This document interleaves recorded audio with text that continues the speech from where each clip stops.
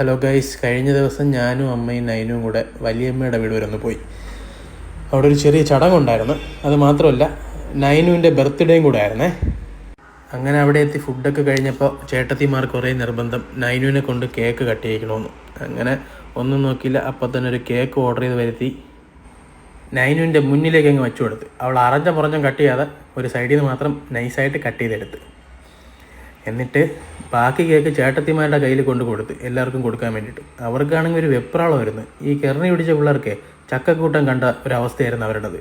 എന്നിട്ട് ഫോട്ടോയ്ക്ക് നൈസായിട്ട് പോസ് ചെയ്തിട്ട് ഞാൻ വീഡിയോ എടുത്തവരെ പറ്റിച്ച്. അങ്ങനെ വൈകുന്നേരം ആയപ്പോൾ ഞങ്ങൾ തിരിച്ച് വീട്ടിലേക്ക് പോവുകയാണ്. അവിടെ നിന്ന് നേരെ ചെന്നത് ജിമ്മിലോട്ടാണ്.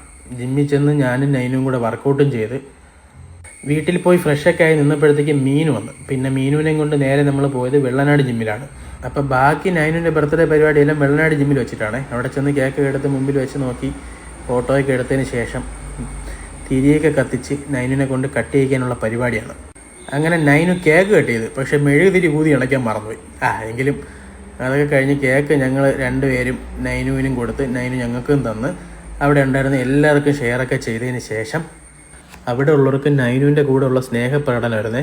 അത് കാണുമ്പോൾ മനസ്സിലാവും, കണ്ടില്ലേ. പിന്നെ ഇതെല്ലാം പോട്ടെ, ഈ ബർത്ത്ഡേക്ക് മെഴുകുതിരി ഊതി അണയ്ക്കാൻ മറന്നു പോകുന്ന എത്ര പേരുണ്ട്? എന്നാലും ഒന്ന് കമൻറ്റ് ചെയ്തേക്കണേ.